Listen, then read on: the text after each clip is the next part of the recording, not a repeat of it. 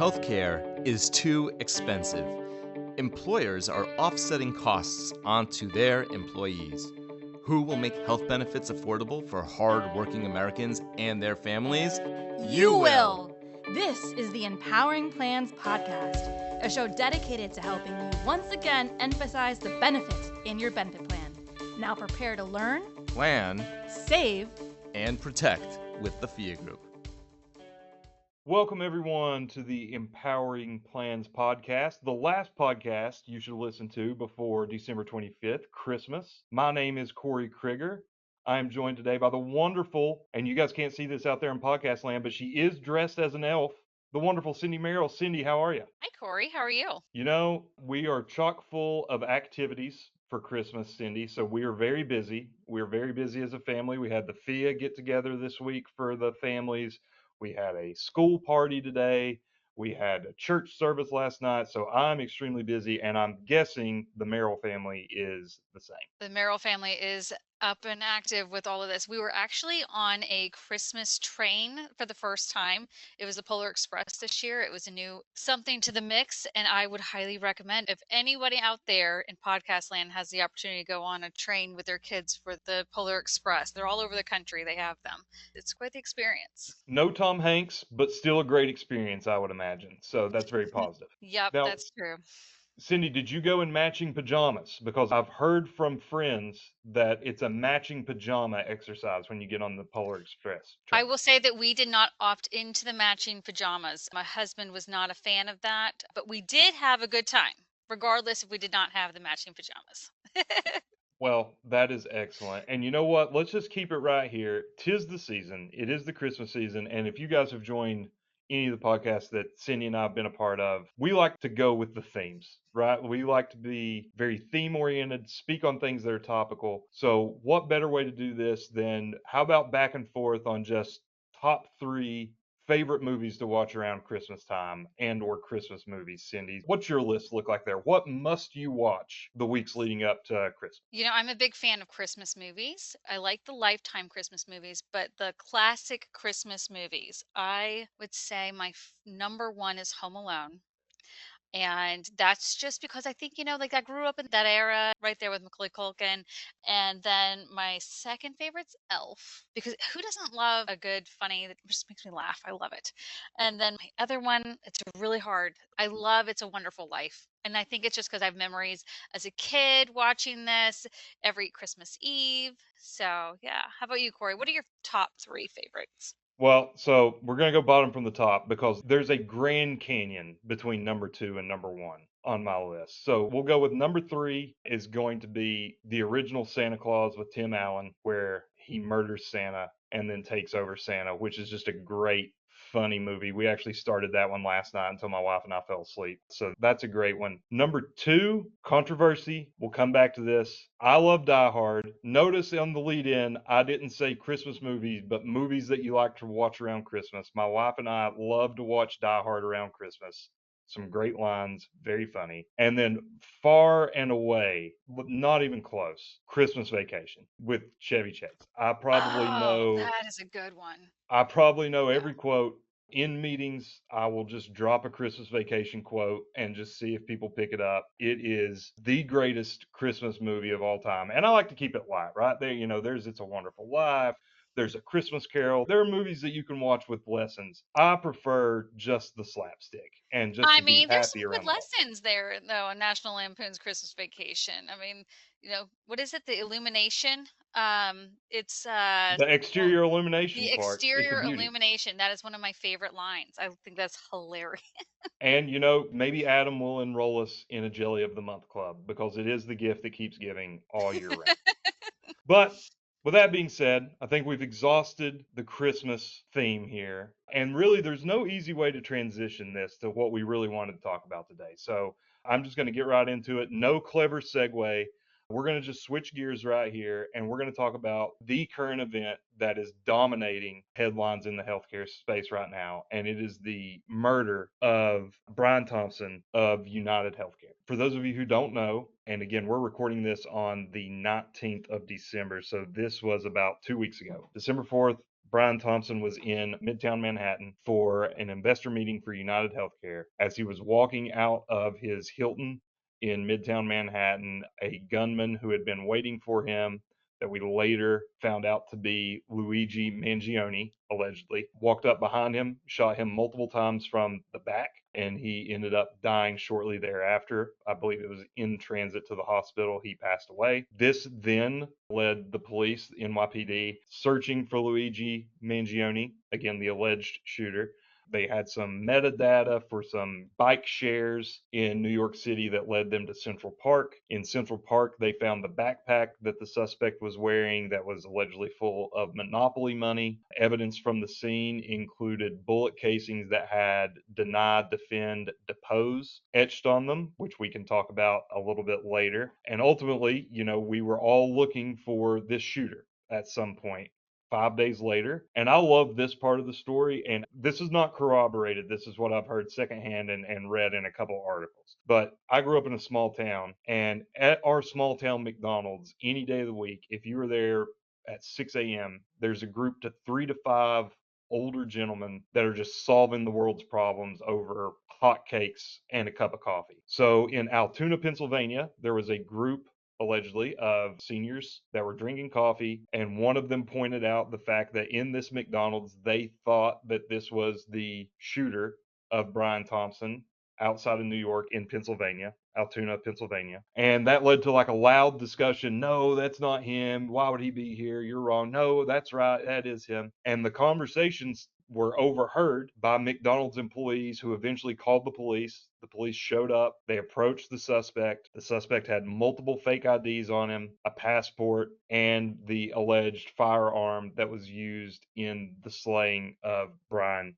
Thompson. Luigi Mangione was then arrested. While he was being booked, he yelled to the press. The gist of it is that you are sheep and you need to wake up to the system. The audio is very blurry, so you can't get an exact quote on there, but he was very angry and said that, you're being told a narrative for the most part. And before we get into the substance, that now that we've recapped, I do just want to point out the fact that Brian Thompson was a father. He's a father of two. He grew up in rural Iowa. Cindy is also from Iowa there. He went to the University of Iowa. His father Go Hawks. operated Yep. Yep. His father operated a grain elevator. He went to school. He became an accountant. He started at UnitedHealthcare as just a staff accountant, worked his way up, the American dream, to becoming very successful. And again, we can park some larger conversations around United for a little bit later. But he was very successful. He was leading a top company in the nation, and he was murdered in cold blood like a criminal on the streets of New York. Those are the facts of that's what happened to Brian Thompson. And it is a terrible, terrible thing. We've been having conversations around this, and I always ask people to point to a time in history in which gunning down members of the quote unquote elite class ever led to a positive change. And it's very hard to find those scenarios. It's not a system that we endorse. We are a country founded on law and order, and vigilante justice is no justice at all. So there's all my caveats condemning what has happened. But I do think the aftermath of the arrest of Luigi Mangione and even some of the conversation before he was arrested warrants a little bit of conversation here. I personally was shocked at the rhetoric that was being espoused not only by anonymous posters on social media, that, the internet's a cesspool, and people are looking for jokes and clicks and how can I farm engagement. That's one thing. It's another thing when politicians, we won't mention any names, when politicians stand up and say, well, this is a tragedy, but we should really look at why this happened. That is not an adequate statement, in my opinion.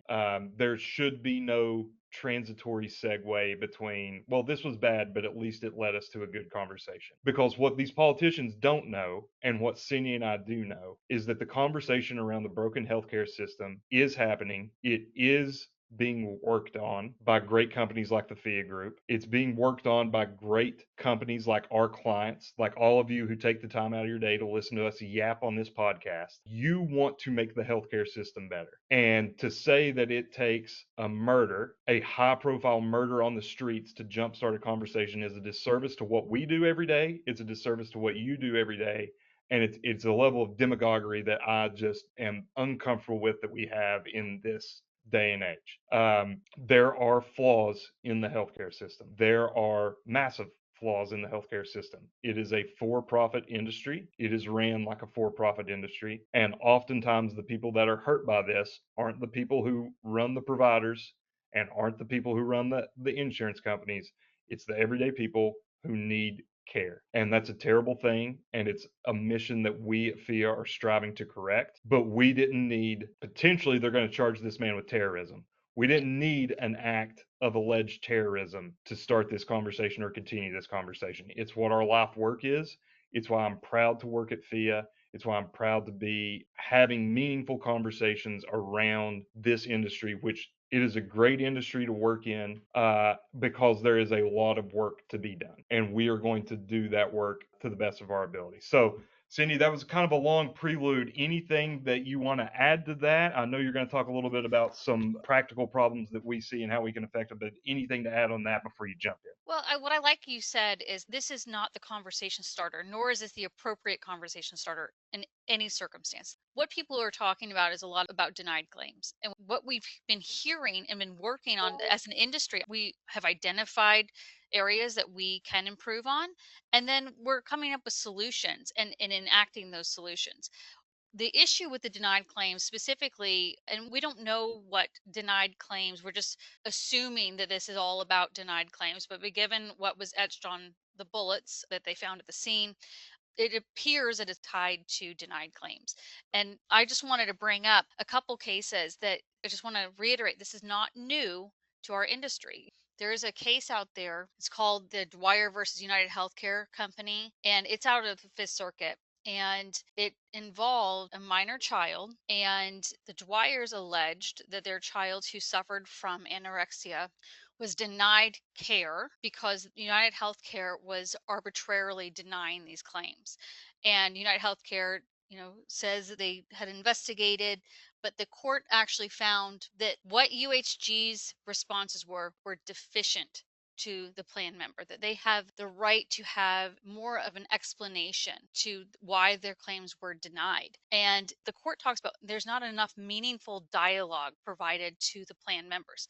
And I think that that's something that plans, I don't know about you, Corey, but what I have seen is I have seen explanation of benefits, that document that's sent out to the plan members, I have seen those actually improved over the last year or two. Personally, in what I do, what I used to see on a lot of EOBs were very general denial reasons, very generic, very non-specific. And I am seeing an increase in better communication between the plan and the plan members. How about you, Corey? What are Yeah. your feelings on this? Yeah. So one, I do think that there has been some improvements in the EOB space. To park on just a little bit, the delay, deny, defend. There are basically two schools of thought on what could have been meant. And again, we're getting fringe into some speculation here. But there's a very famous book from 2010 called Delay, Deny, Defend. Again, on the bullets, depose was used. I'll bring home why that's important in a second. But the book is basically why insurance companies don't pay claims and what you can do about it, right? And so that's the tagline of the book: delay, deny, defend.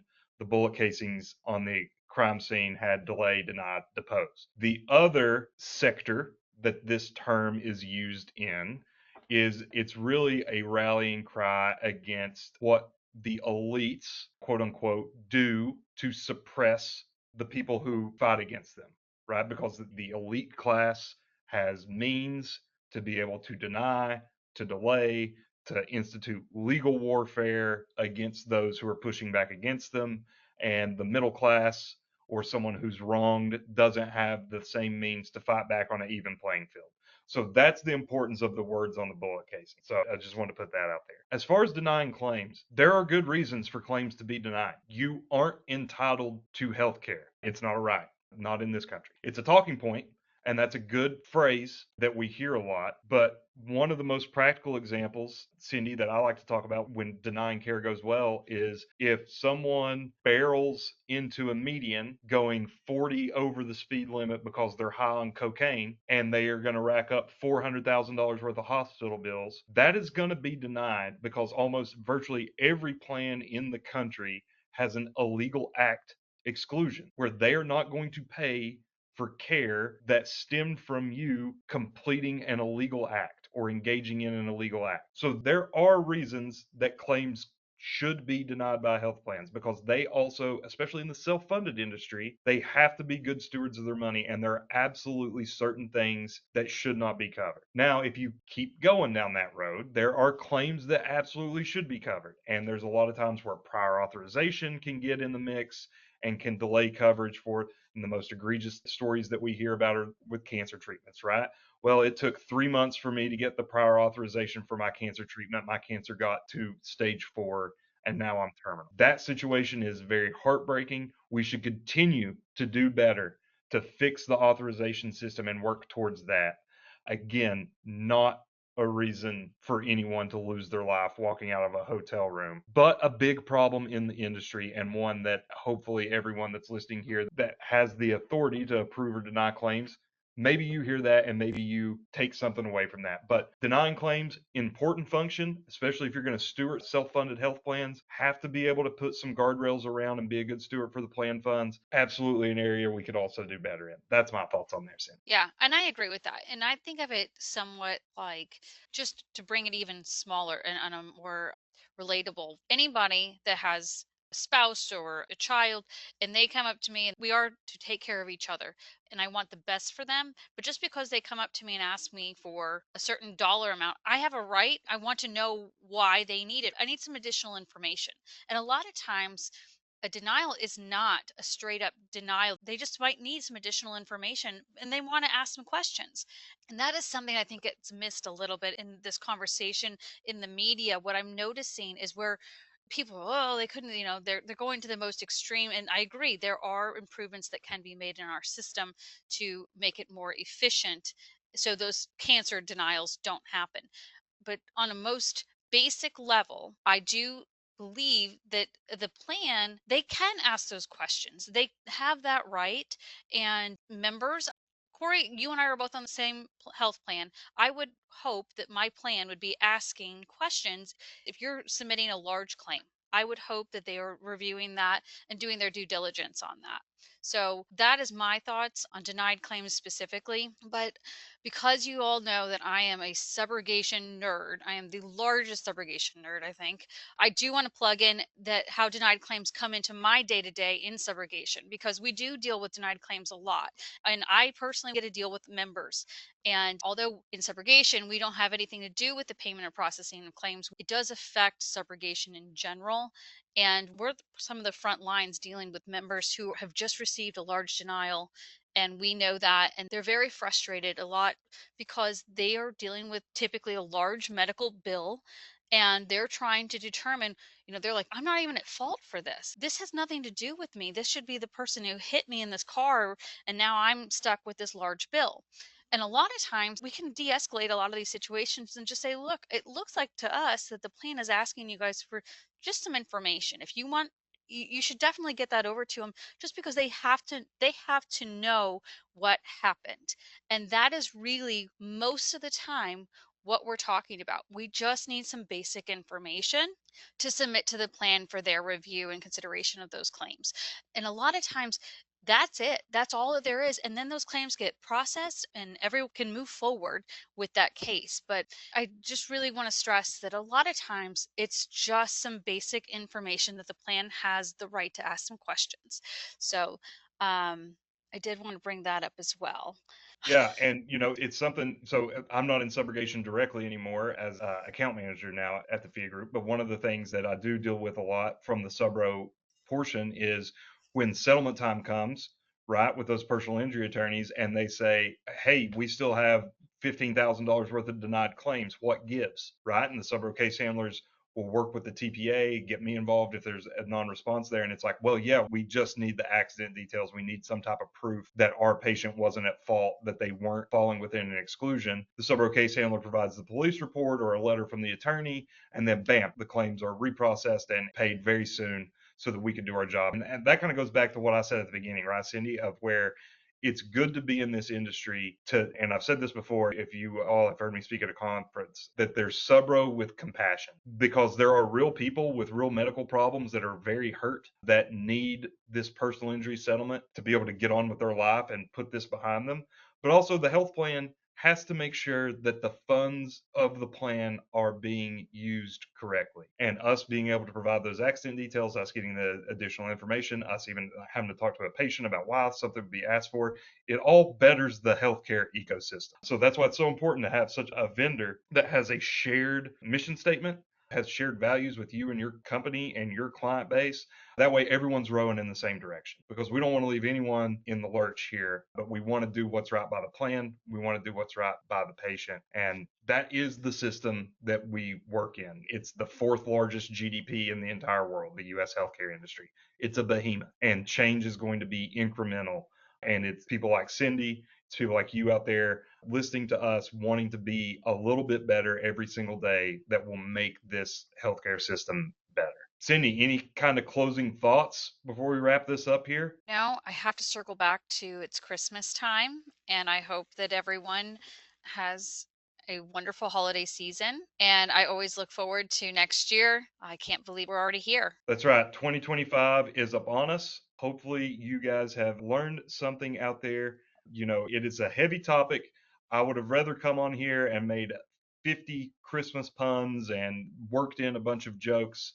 That's my MO. But sometimes you have to meet the moment. And the moment that we're in right now as a nation around this story, is concerning, and it deserves to be discussed with a certain amount of gravity. So, not the lightest podcast episode that you will get from the FIA group. I know that Cindy and I are already booked for Derby next year, so tune into that one. And unless there is a crazy world event that surplants us there, we'll be doing more Derby picks and more fun around the Derby time. But until then, from Cindy, from Pat, our producer, from everyone here at the FIA group, we want to wish you all a Merry Christmas and Happy Holidays, however you may celebrate, and have a wonderful, wonderful new year. Thank you all so much for taking the time out of your day to listen to the Empowering Plans podcast. Here's the 2025.